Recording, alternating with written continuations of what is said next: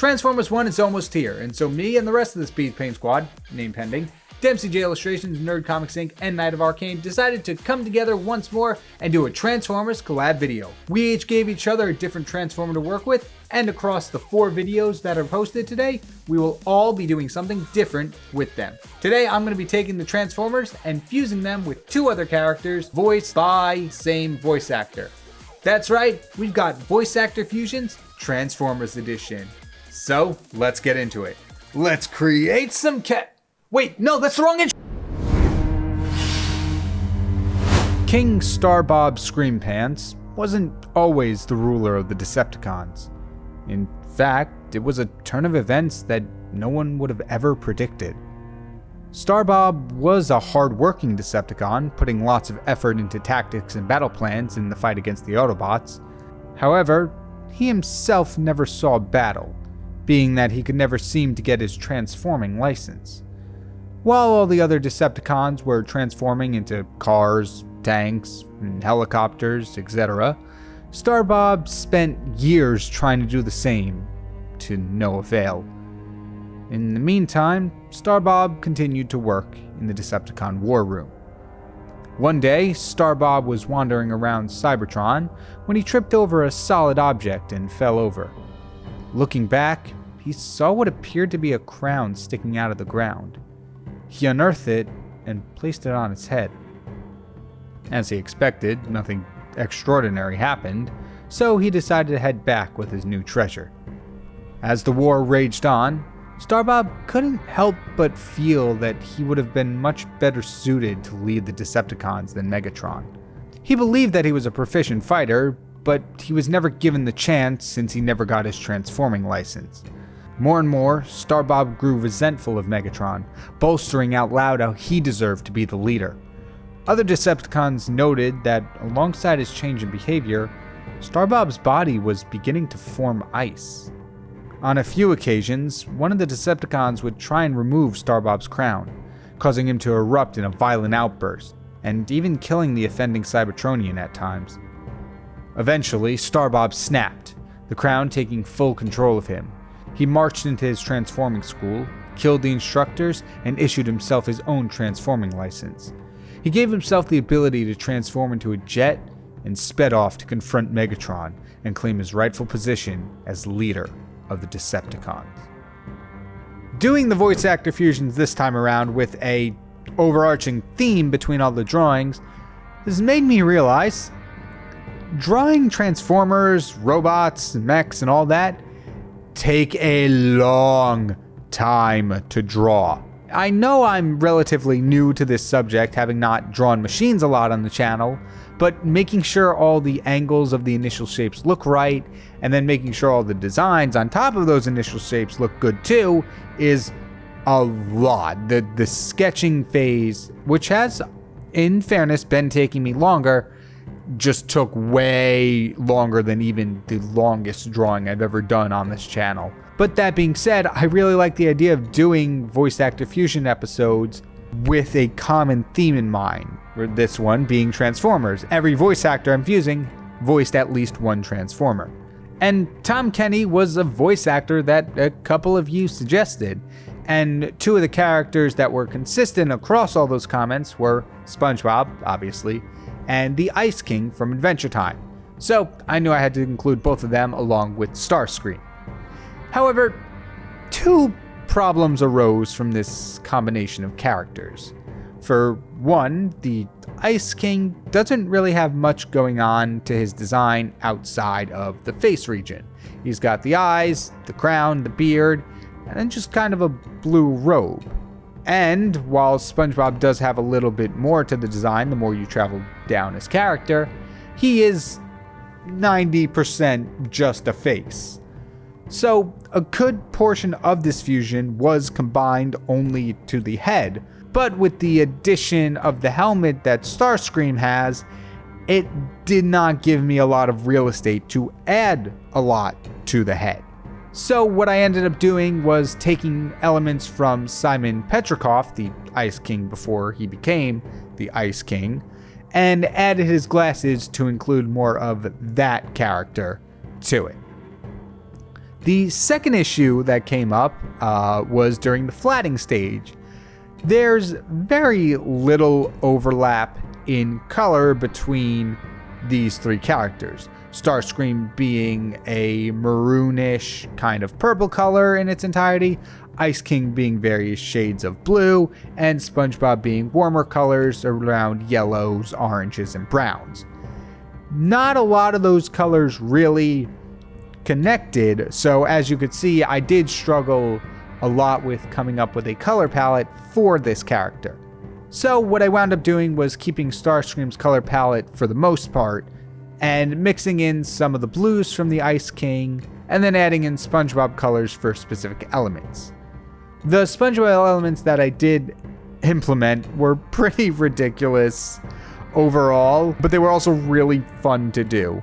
First off, I gave him shorts, which just is funny because I don't know, just seeing a robot in shorts makes me laugh.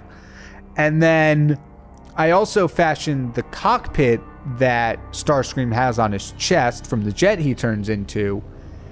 I recolored that so it looked like SpongeBob's tie, which, yes, in SpongeBob's original design does look like it's on his lower half, but because it's a full square, you don't get the distinction between upper and lower body on him.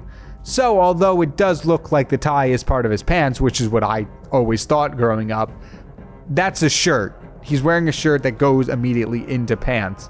And so I was able to create a tie out of the design from Starscream.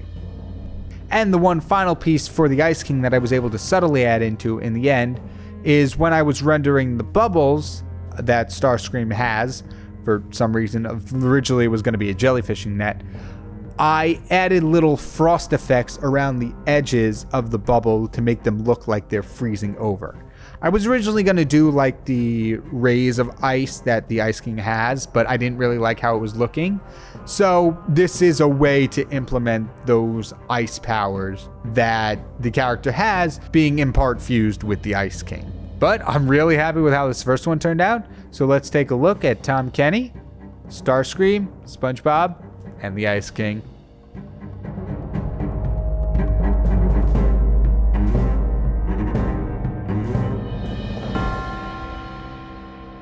Thorod Knuckles was a hot-headed Autobot on Cyberguard. Headstrong and stubborn, but gullible, Thorod would often unintentionally cause trouble for those around him. Eventually, Thorod was banished from Cyberguard by Odimus Prime and sent to Earth. Thorod found himself alone in a place called Angel Island, with no memory of who he was prior to ending up there. He spent days exploring the island, eventually coming across a glowing green emerald hidden deep inside of a cave. He could sense that the emerald held great power, but when he tried to lift it, he found it was extraordinarily heavy for its size. Despite his strength, he couldn't even get it to move an inch. Thorod spent weeks examining the emerald and trying to lift it, but no matter what he tried, the crystal remained firmly in place. At some point, Angel Island was visited by a scientist who was keen on weaponizing the emerald's power. As he got closer to it, he ran into Thorod, who refused to let the scientist go any further. Thorod chased the scientist off Angel Island, claiming the emerald would remain there for as long as he was able to protect it. However, when he returned to the cave, he realized that he was suddenly able to move the emerald. As he picked it up, lightning began to arc around him. He could feel the emerald's power flowing through him as the emerald itself shifted into a hammer. Using the emerald's power, Thorod vowed to protect Angel Island and the emerald from anyone who tried to take it. This one is by far my favorite of the episode, which is a little weird because I'm not as familiar with Travis Willingham's work as I am with the other two voice actors in this episode. But really, I guess that shouldn't have a bearing on how the art itself turned out. If you're a longtime viewer of the channel, you'll know that I give praise any chance I can to using references for posing, shading, and whatnot, and that's exactly what happened here. I wanted to have a very Thor-like pose for this character, and so I looked up Thor poses. And the one that I chose to use for this one is just so good. And because I'm using Thor elements among other characters, it just fits the character so well. The foreshortening and perspective were a little challenging for me, but I'm really happy how it turned out. For some reason, I feel that Thor is a little on the underrepresented, if not subtle side. Like, there's the hammer, there's the lightning, and there's the cape and the helmet, but for some reason, it doesn't really seem to pop out as much as the hot rod and knuckles elements in the design. And maybe that's because for this particular episode of Voice Actor Fusions, I chose the overarching theme and chose to make the base of each character Transformers. And so maybe that affects the way I see some of the other elements being implemented. Unlike Tom Kenny, the three characters that I fused for Travis Willingham had massive color overlap, with all of them including red as a main color, if not the only color, in some way, shape, or form. However, though, this also presented a challenge in and of itself. When I'm doing these voice actor fusions, if I ever feel like a character is underrepresented in the actual design of the character, I'll often change around the colors of the character to more represent the character I feel that was underrepresented. If all three of the characters have the same exact color palette, it makes it really hard to do something like that. But luckily, I was able to use the different shades of red from each of the three characters at some point in this piece, and it really brings the whole thing together. And at the end, I went through, added some lightning effects, arching all over the bodies between the shoulders, the eyes, and the hammer, and affecting the glow. And it just looks so good. I love using references. I really need to start using them more often because they are very helpful. But I love whenever I get to include glowing elements into a piece. They just add so much to the piece. But let's take a look at the final result of Travis Willingham, Knuckles the Echidna, Hot Rod, and Thor Odinson.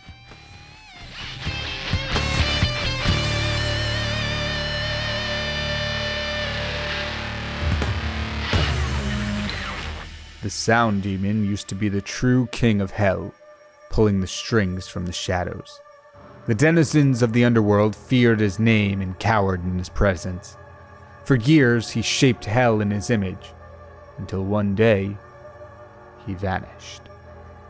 Years passed without even a mention of Alifstar, the Sound Demon.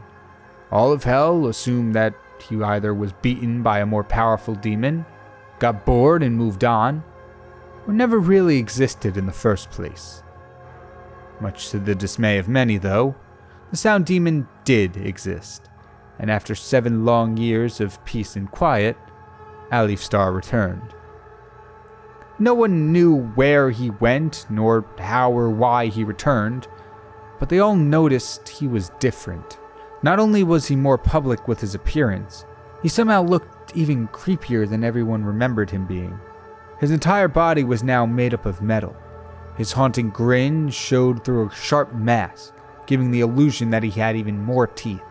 And he was even carrying an ornate sword, which at the hilt sat a microphone. Many tried to record the Sound Demon's reappearance, but whenever he got in the vicinity, all forms of technology began to glitch out, especially video.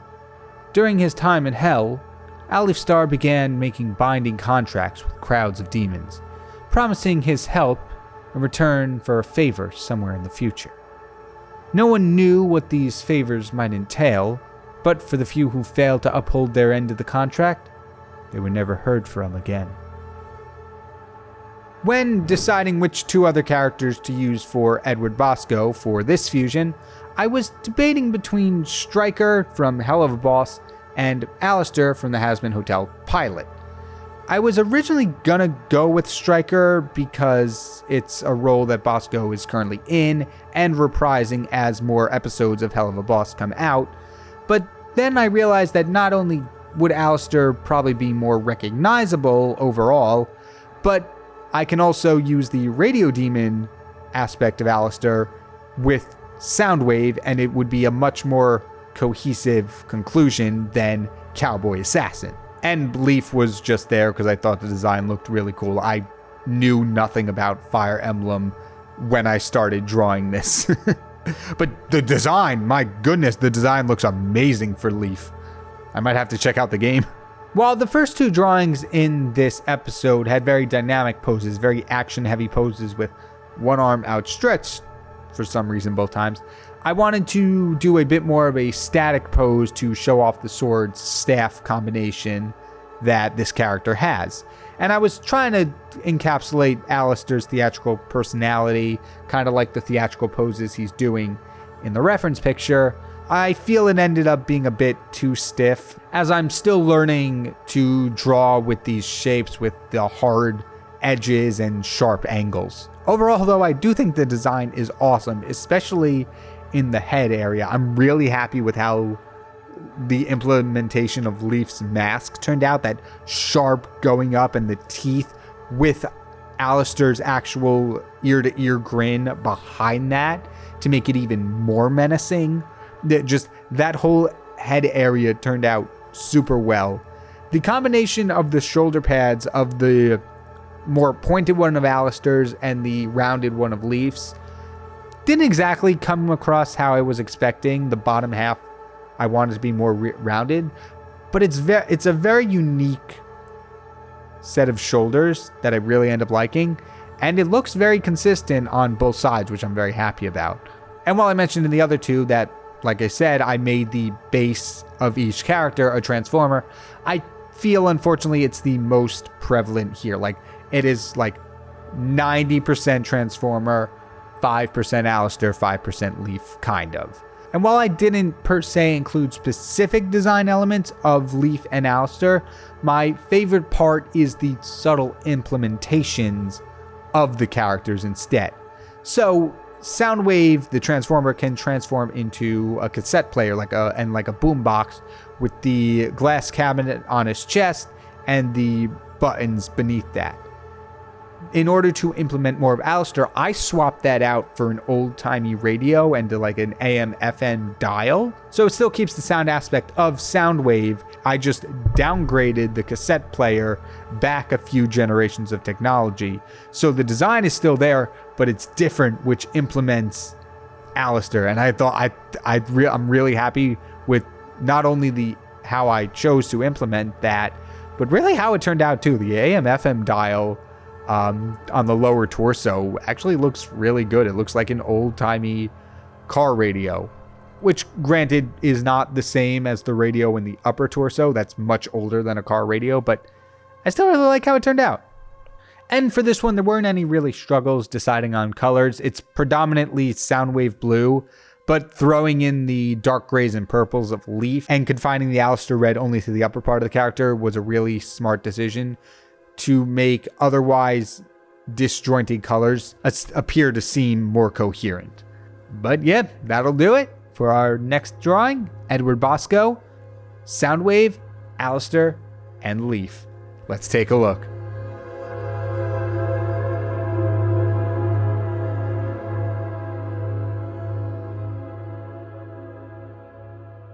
If you're doing the math, you can tell that there's one less Transformer here than there were people in this collab. That's because I unfortunately had to have to get my teeth pulled this week, and so I didn't have as much time to work on this as I initially hoped I would. Also, these all took way longer than expected, so that factored in too. But luckily, the last Transformer that was provided was Grimlock, which I worked with in the last Voice Actor Fusion, sort of, kind of. So if you would like to see a Grimlock Voice Actor Fusion, then I highly recommend you check out Voice Actor Fusions Part 4. Thank you all so much for watching. If you enjoyed this video, feel free to hit the like and subscribe button. And also, make sure to check out Dempsey J Illustrations, Night of Arcanes, and Nerd Comics Inc.'s videos as well. But before I leave you for the night, we have to do our awards. Our episode last week was the August 2024 Kingpin Recreations, where we ventured into the world of magical and fantasy beasts. Your 3 categories to vote on that one were Best Overall Design, Best Shading, and Personal Favorite. The winners for Best Overall Design was a tie between Mateo Zeech Storyteller's Or's Bull and Dragons Are the Bombs' Cephalolungs. For Best Shading, the award goes to Dragons Are the Bombs' Cephalolungs. And finally, the personal favorite between all of you was a majority vote for Dragons Are the Bomb, Cephalolungs. And to highlight some comments from the last episode, our first comment is from Joe V7774, who says, "My son is so happy. Thanks for choosing him." Absolutely, it was a pleasure to read about the character and redraw it. It was such a cool design and story, and it was a nice little message on the submission email, which I really liked. Thank you so much for that. Our next comment comes from Thunderbirds fan 1039, who says, "This one is so cool. I love all 3 because I love Fantasy Beast." I do too. The Fantasy Beasts are really fun. I love where the story's going. I just have to get over the initial fear of drawing dragons before I start an episode. That is the one thing holding me back from just doing this more. It's the confidence of, I'm not sure if I know if I'm going to be able to pull this off. And so that's why I set it as a redraw. That way I would have to do it. But I'm so glad you liked it. And our final comment comes from Nikolai, who says, "Unnamed overarching series. I have a name for this one. Tales of a Warrior Not of This World." Yes, it's long, but most fantasy story titles tend to be long. That's a really good suggestion for a name. I might tweak it a little bit to make it a little more concise, but it's a very cool name. Now I just got to find out a name for the overarching one that's going to connect all the characters. Maybe, sort of, I don't know yet. But thank you for the comment and thank you for the suggestion. It's a really cool name. And finally, we've got the awards for these 3 beautiful pieces of art right here. Down below in the comments, feel free to vote on which of the 3 drawings here had the best shading and rendering, which one had the best overall fusion design, and which one had the best story. That's all I've got for you today. My name is Kingpin Creations, and don't forget there's 4 more other parts of this voice act fusion listed up here, and I will see you all in the next episode. Take care, everybody.